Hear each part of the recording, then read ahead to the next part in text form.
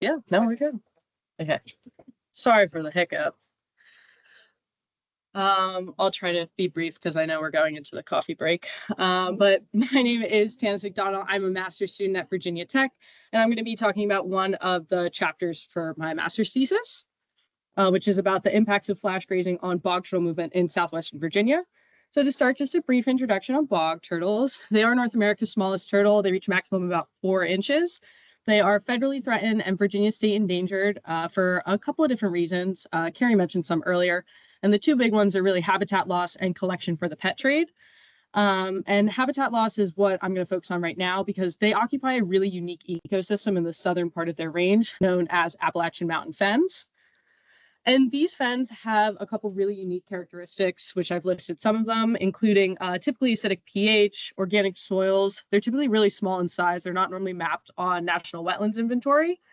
And they have a vast history of disturbance, both naturally occurring and anthropogenic source, one of which is domestic cattle grazing, which is my focus. And in addition to these characteristics, bog turtles require some seasonal habitat variation, which you can see in this figure.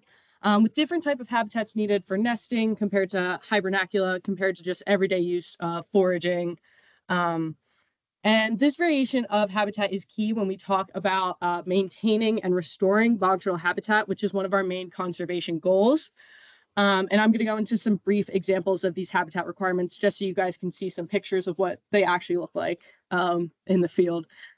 So for daily requirements of foraging, turtles use herbaceous sedge meadows with dry and wet pockets, which you can see on the left and on the right, turtles in those pockets. And these pockets can be formed by cattle hoof prints, which is that middle picture. And turtles use these dry and wet pockets for thermoregulation. They'll bask on the tussocks above it, and then when they get too hot, they'll dip down into these hoof prints. Or not all hoof prints, but they can be hoof prints. For nesting requirements, bog turtles require an open canopy condition. They'll typically nest on sedge or sphagnum moss tussocks with plenty of sun exposure. The image on the left shows one such tussock, a turtle basking on it, and the image on the right just shows an open canopy wetland where we would expect to see some nesting. And then for hibernating over the winter, they actually require a completely different type of habitat. So while they require open canopy for nesting, in the winter, they'll hibernate in root masses of shrubs and trees, which in this image you can see that's an alder patch on the edge of a fen. So like I said, completely opposite for what they need for nesting. So overall, bog turtles need a variation in microhabitat within these fens. So maintaining the fens, it's not just about maintaining the open canopy and keeping out woody vegetation. It's about keeping all of these various microhabitats that the bog turtles need. And as I mentioned earlier, a few types of disturbance in these wetlands. And for domestic cattle grazing, which I'm focusing on, there's a rich history of. And the presence of cattle in these fens is debated due to the impacts on each of the various habitat types that I just talked about, both on the habitat types and on bog turtles directly. And because these impacts are often convoluted due to a long history of disturbance and also the presence of multiple disturbances in these wetlands, ecologists debate if the benefits of having cattle in these wetlands outweigh the cons, which I'll get into in a minute. And in addition to understanding these convoluted impacts, most known habitat occurs on privately owned grazed land. So landowner engagement and cooperation is essential as we work towards a stronger understanding of just exactly how cattle impacts this type of ecosystem and bog turtles directly. So to graze or not to graze, that is the question. So I'm going to talk about just some of the impacts of grazing. There's more than I list, but I wanted to keep it short. So when we have cattle present in these wetlands, there are some potential benefits. Increased sun exposure from the removal of vegetation through grazing can help nest and hatchling success through higher temperatures. The hoof prints form water pockets, like I talked about earlier, and they also can limit dense thatch buildup, which can be detrimental to turtle movement because the turtles will not move as much with thicker vegetation. And cattle will also graze on the woody vegetation and some invasives. So we assume, or we know that they'll eat some of the invasives, reed canary grass, which can help with native plant diversity, which is just overall better for the wetland. But on the other side of things, potential harm can include direct trampling, which can result in mortality of turtles and their nests. That's kind of the big focus, is the trampling of nests. Cattle can also decrease water quality through fecal coliform presence, and also increase stream incision when they get in and wade into the stream, can lower the water table, which changes the hydrology patterns of these wetlands, which we believe bog turtles are really sensitive to. And if we remove cattle from wetlands that were previously grazed, we can see shrub and tree encroachment because they're not grazing on that woody vegetation anymore. And we can see altered temperature regimes as vegetation builds up again. However, cattle isn't the only thing that limits woody vegetation. This can also be inhibited by a high water table or one of the other disturbances in these wetlands. So there's a lot of interworking pieces and overlapping impacts from disturbances. So we're really trying to untangle how exactly these fens have reached their current condition from their original condition. So the objective of my thesis overall is to get a better idea of cattle presence in wetlands. But for this chapter, I'm monitoring bog turtle movement to observe impacts of a flash graze, which is one method of grazing I'll talk about in a minute. And there are a few potential impacts that can be deduced from changes in movement in response to grazing. So one of these changes could be a change in home range size. They could move away from the grazing, or they could form smaller pockets and basically change where they hang out most of the time. And this also is seen in a change in resource selection. They might nest elsewhere than we would expect them to. They might overwinter in a different spot in the wetland if their normal overwintering spot is grazed too heavily. And then outside of movement, we can also see a change in trampling occurrence. We can see a change in direct mortality, which would be seen with more deceased turtles, unfortunately. But a flash graze, which was my focus, there is a concern for that we kept an eye on. So how am I testing this? I'm running a quasi-experiment at 2 different wetland sites. So these wetlands have known abundant breeding populations of bog turtles. So at these wetlands, here's our wetland, we installed experimental paddocks, which you can't really see on that green background, but there's black fencing over there. And we split our wetlands into 3 grazing regimes: a lightly grazed, a flash graze, and an ungrazed. And we did this so we could run a flash graze. A flash graze is a high intensity graze for a very short amount of time. Ours were less than 10 days. And we see an immediate rapid decrease in vegetation and a real change in soil condition. I have some pictures I'll show in a minute. And that's the cattle side of things. On the turtle side of things, we're tracking turtles using radio telemetry. We began this past March, April. So we have a few pre-flash graze locations, but the bulk of our data is a post-flash graze. We are replicating this. Next year, we'll flash graze again in May. So we're about halfway through the study right now. So just for some preliminary results, this is for the flash graze specifically. On the left, we have immediately post-flash graze. On the right, 2 months post-flash graze. And this is at the boundary of the flash and ungrazed paddocks. You can see on the image on the left, there's a pretty obvious color differential between the paddocks due to that increased vegetation and a lot more soil exposure. But as you can see on the right, that difference is pretty much gone 2 months post. So we saw a great rebound in vegetation and in the soil conditions as well. It pretty much returned to pre-flash conditions. And all of our turtles on telemetry survived, which was good. We were concerned about that a little bit. And we haven't found any other deceased turtles in the flash graze or any turtles with obvious trampling injuries. So I call that a win for this year at least. So what do we have up to this point? We had 20 turtles on telemetry across both sites, 11 females and 9 males, 750 locations throughout all 3 paddocks. So they were in the flash graze after the flash graze occurred. So no obvious shifts in movement just from where we were finding them twice weekly. And like I said, just some preliminary stuff. Home range is always a good one to check out to see if there's any obvious shifts in movement, like I said. So this is a home range of a female turtle at wetland A who had the largest home range. This turtle was moving quite a bit. And this is a 95% autocorrelated kernel density estimate. And I created a schematic so we could just see kind of where she's spending her time. So she spent a lot of time in the flash graze and in the grazed paddock as well, and was accessing open canopy and closed canopy habitat in both of those. So that looks like normal movement. Again, this is just the first year, so we can't call that normal per se, but we'll have a second year of data collection which can validate this. And we can also see if the flash graze makes her move again next year. And here's a male turtle at the other wetland that we have, but this one's really has some really cool movement because that top blue line that he spent a lot of time in is an agricultural ditch. So they have ditched this wetland previously, which is another form of disturbance.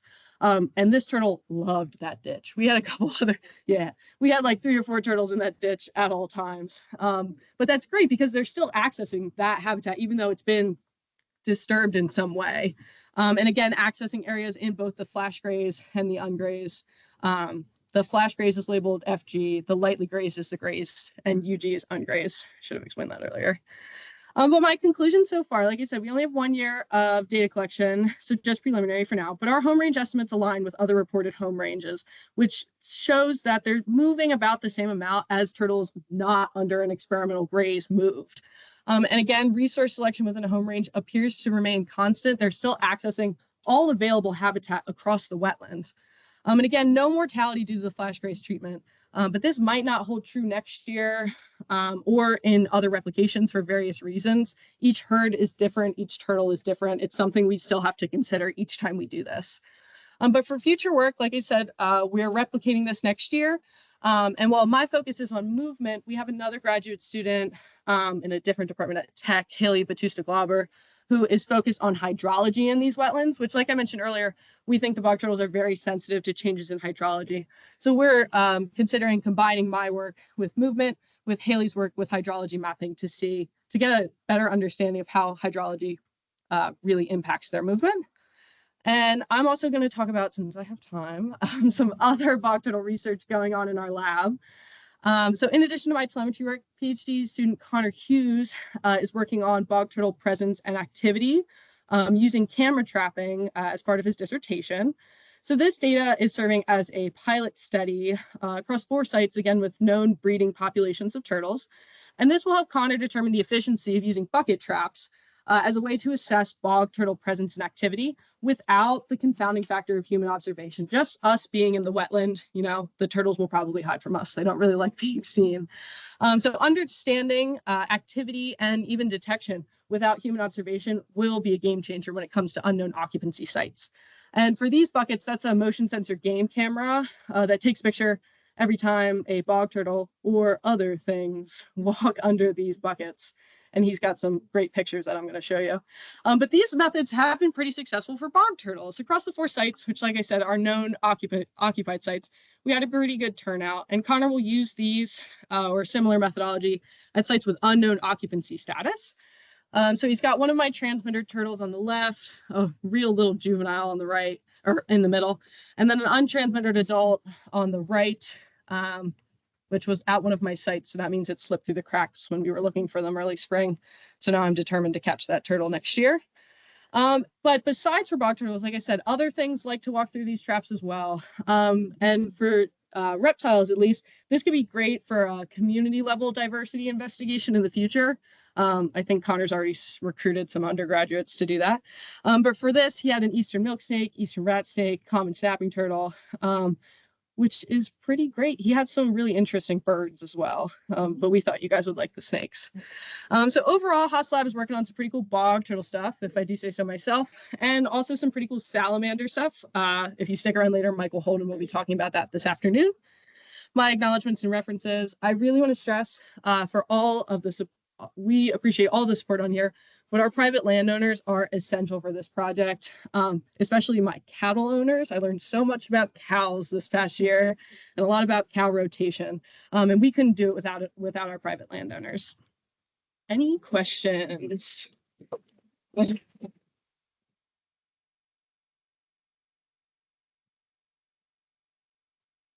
saw you first, so. I actually have 2 questions, but they're short. Okay. So the first question, so the flash grazing, do you have any idea, is that a more modern grazing technique, or is that a technique that was still being used, like 100 plus years ago when we had a lot more private land that was being grazed? They still do use it actively. I think it was definitely like more common historically, okay. But they do some experimental flash grazing in Tennessee as well, which is kind of how we replicated it. Our original goal was to do like a heavy grazed paddock, lightly grazed paddock, and an ungrazed paddock, but we just couldn't split the herd is what it came down to. But yes, they do still use flash grazing, which could be really good because for a lot of the regulations, especially up north, they don't graze year round. They'll only like winter graze, or they won't graze during nesting season. So this is something they could do. Yeah. Yeah. Okay. My second question, and I'm sorry if I missed this, but did you have transmitters on these turtles before your experimental paddocks? Yeah, but only like 3 or so weeks before. Like most of our data is after. Okay, so yeah. you don't have any prior data to see what they were doing before the paddocks were set up. We have some historic data from 2008, 2009 at one of the wetlands, but a lot has changed in that wetland since then. So yeah. Thank you. Yeah. It's like you next, yeah. Okay. And then how do you get okay, so they eat a lot of things. They're omnivores, I think, and mushrooms is the first one that comes to mind. Bugs, vegetation. Yeah, I think they'll eat pretty much anything. I've watched them eat spiders. That's so.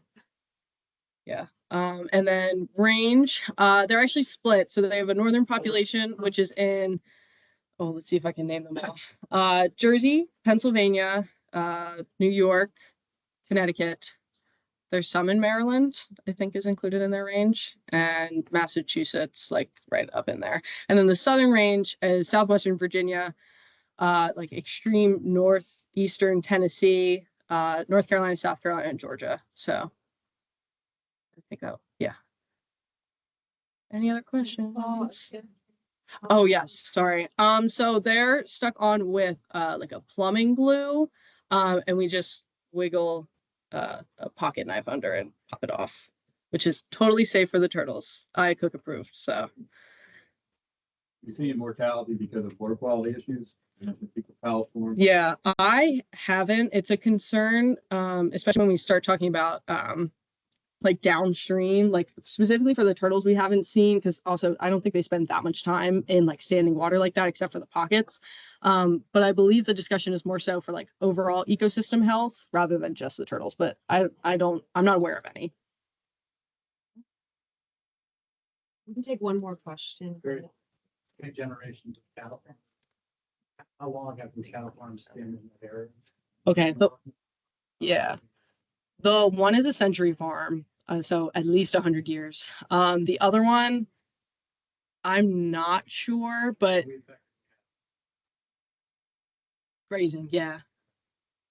One more question over here.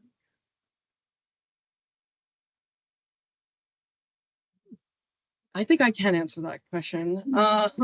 Well, they do have a population in the Ozarks as well, so eastern Missouri over there, and then here, New York to Indiana-ish, and down a little bit more south. We have them in. Do we have them throughout Virginia or just Southwestern Virginia? Yeah. Yeah. Thank you so much. That was awesome.